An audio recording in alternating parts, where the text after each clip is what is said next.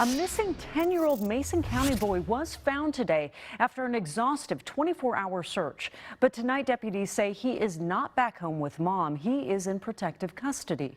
KIRO 7's Michael Spears is live now in Bremerton. And Michael, his two siblings were also taken into protective custody.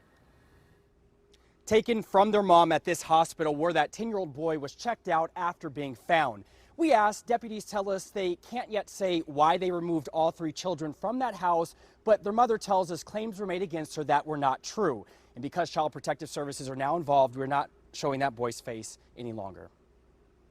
Investigators searched all day, all night, by ground and by air, for a 10-year-old boy reported missing Monday afternoon in Belfair. Found 24 hours later on Tuesday after deputies said they were tipped off that he was at a friend's house. Yeah, I was so elated I couldn't even see straight. The boy's mom said that feeling did not last. They were taking him to the hospital to be evaluated. Anita said once she got to the hospital with Thomas's two sisters, she was told she could not see her 10-year-old son because of claims he made against her. I said, so what are the allegations?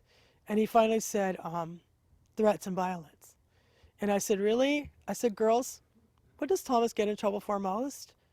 They said, lying. I said, exactly. And you're going to take the word of a 10-year-old who's already in trouble, who's been in trouble, that's why he ran away.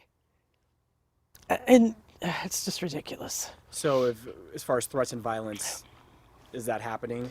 No, absolutely not. She said her 8- and 9-year-old girls who were adopted like Thomas were then taken by deputies and put into protective custody too. And she doesn't know when her 3 kids will get to come back home. That was really scary, and more so for them because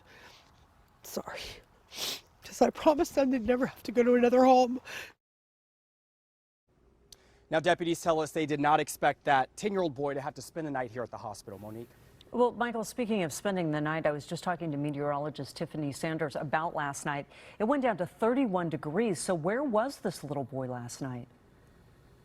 Well, still a lot of unanswered questions. Deputies do believe he ran away from home, and they tell us around 3 a.m. this morning he actually received a backpack full of supplies from a friend's house. Now, as far as the boy, he clearly spent part of the night at least out in the cold, and that's why he had to come here to the hospital to be checked out for possible hypothermia. Monique? At least he's okay now. Thank you, Michael.